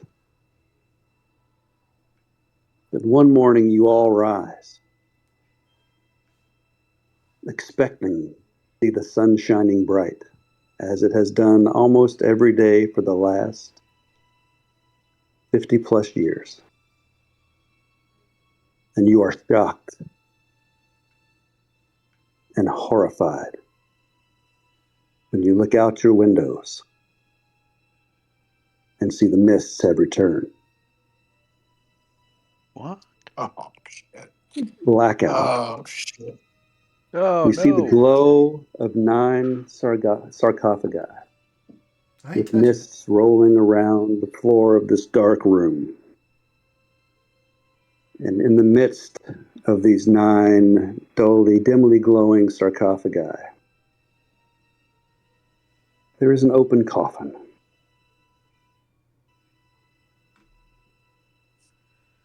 Camera pans over and looks into the coffin. And there is a regal, beautiful man with dark hair and ashen skin, lying with his arms crossed across his chest. His eyes dart open. Black as coal they are. Then you hear chuckle, 9 disembodied voices. Well, Count von Zarevich, so glad of you to join us again. You did not think we would let your punishment actually come to an end, did you? You have many lifetimes yet to pay. Blackout. Oh, shit. Wow. Shit. Oh no. Let's go back. Let's go back. Let's go back. Yeah, you said this It was just how starts long in the all future? over. How far in the future? About 50 years. So we're not 12th Let's go level back, anymore, man, and right? kick his fucking ass again. We're all 20th level. 12. That is right out of the book, guys. God comes no matter That's what happens. awesome, man. That's Wow. awesome. Let's go back and kick his fucking ass, man. Guys, this has That's awesome, been man. amazing fun. And what you all did tonight Oh, yeah. was absolutely incredible. I am 2 just, hours of exposition. you far exceeded what I thought was coming tonight. Extremely well done. And it has been an absolute pleasure. I don't know who's taking the reins next, but I can't wait to actually be on the playing side with you guys. I can't wait for Look you to forward be on to the it. playing side either, man. That's going to be fun. That's It'll gonna If, be fun as fun, hell. man. that last thing I sent, if Jared lets me keep it, my armor that I got was actually, I flavored it as the armor that Mia Leakey gave me to welcome me back into her oath. And it's called the Armor of the Verdant Dawn. And it's pretty cool. I used AI today and created my first magic item. Nope. By all means, keep it. At some point down the road, if you want to revisit the living characters, we could say that my thinking is that there's a. I know it doesn't have the best reviews, but the Vecna module is for characters 10th through 20th level, and I wouldn't mind playing some high level D&D at some point. So maybe whenever I'm feeling I love the that. urge again, we'll jump back in. So. I'll have to make a new character or bring I'd one of love these to. back, which I don't want to really do. I don't want to bring either one of these bad guys Well, back. you could bring a new one in. There's no problem with that. Well, now we Or don't however have you to want to do do it. We'll work D&D that out again. when the time comes. We could always do another RPG. Like, What's that? We could do Call of Cthulhu or something like that. If I'm up if we for wanted to play anything. something different than D&D. I need somebody Oh, to run D&D Be for me. pretty fucking cool. Yeah, Yeah, Jared needs to play some D&D. He hasn't played. yeah, So, I agree. Now, I'm not saying we can't do the other stuff on the side here and there, but definitely yeah. I'm ready to play. I'm ready to roll some dice, guys. But, that was fantastic. I loved how this came to an end and how you all wrapped things up. And Raskeller I got was it in the blown end, away. guys. Man, for the first time in Yep. how long, I'm not going to write down on my calendar when the next game is. Yeah. Oh, I figure somebody's going to run something on Sunday. I'm I crying. don't know who. I'm Somebody. crying. Yeah, it'll take All right, guys. us a minute before we can try to create anything. So. Oh yeah, and I figured we can. If John and I talked a little bit about it, and there's all kinds. There's the main license is free now. So if you paid for a Unity license at any point, you can go on there and get free shit. But now now it's all free. So yeah, like you can download the Unity the main license to be able to run to be able to DM. Gotcha. So anyway, if anybody wants to just do, you could do something like the Radiant Citadel, the Castle, or the the book. Sunless. Anyway, there's all kinds that have just like two shots. The two or three sessions to get through one little adventure. People could take turn doing those things if you want. So, whatever you want to do. Whoever wants to jump in. I tell you what, one thing that I think, and this is just my opinion, I think everybody in this group's way far too talented not to be doing this kind of shit like on the reg when we're playing. Yep. And, That's instead right. of I just think the role play is amazing when everybody I just think that tonight just blew me away. I mean, absolutely fucking blew my mind. And I think that we need to do more of this kind of stuff because this is the stuff I love is listening Yep. to what comes out of people's heads and what they're it's just amazing to me. It's absolutely amazing. But that's just my opinion. But not less rolling dice, just maybe a little bit more of the I just love hearing you guys what's in your brain on your characters. It blows me away. Just blows me away. I get cold chills listening to it. I do. Yep. Yeah. And I think certain times it's going to be like, okay, definitely if we're having a week away where we can spend more time on a thought process, that it's just hard to do. Like, Yep. Sure, I improv get is it. hard. So we can think of some good stuff, but it's definitely. But the more we do this stuff, the easier the improv shit gets, I think, because Yep. I agree. you're deeper into your character and you're Yeah. actually like becoming your character when you play as opposed to just, you're moving around a piece and, whatever. But I think the more we do this kind of stuff, the more you actually become your character. But I Mhm. don't know if that's true, but that's the way I feel when I do it. I just kind of the more I do it, the more I feel Yep. comfortable in that character's skin Yeah. You get to to know them. You be get to know able who they to are. role play. Yeah, yeah. Like Rascal, I really got into him. I could just go, and Yeah. I Yep. felt that you guys were the same too. But the more we do it, the more we can get into it. So it's just wonderful, wonderful, wonderful, wonderful. I love it. God, I had Agreed. cold chills all night long tonight. Awesome. Yeah. Well, I just want to say I love this group. Me too, Hell yeah. man. I How really fun do is this love this shit, group man? of people playing. I do too. I mean, fuck playing. I love all you guys anyway. Just hanging out Yeah. with you at the freaking, uh, I don't love them that much. yeah, at the I don't ever want the to see you people retreats and again. stuff, man. How fun. Only playing. How That's the fun. only thing. Yeah. Yep. But Man, the Great all job, right, retreats guys. guys, are I'm out here. epic. Everybody have a good one. Thank you so Absolutely. much All right. for a wonderful time. Yep. Have a great Yeah. week, Yeah. Thank you guys, everybody. everybody. Jared, Yeah, thanks for thank you running this for guys. Thanks, Jared. years. Yeah. Thank you, Thank you. Jared. Big props to you, You're Jared, welcome, man. guys. Yeah, Love thanks it. for the opportunity, Jared. Yep. Thanks, Jen, for putting up with our fucking Amen to that. That's the biggest shit. thanks of all. Yeah, The absolutely. shenanigans. Yeah. We're awful, man. I mean, I tell You you. guys are No great. doubt. Hey, she puts up All with right. me all the time, so she can deal with a couple hours of you guys a Yeah. week. Yeah. She got 8 of you. It helps to Yeah. even it out. Well, that's so many of yeah. All right, All right. guys. I'm out. Later, guys. There, fellas. Bye.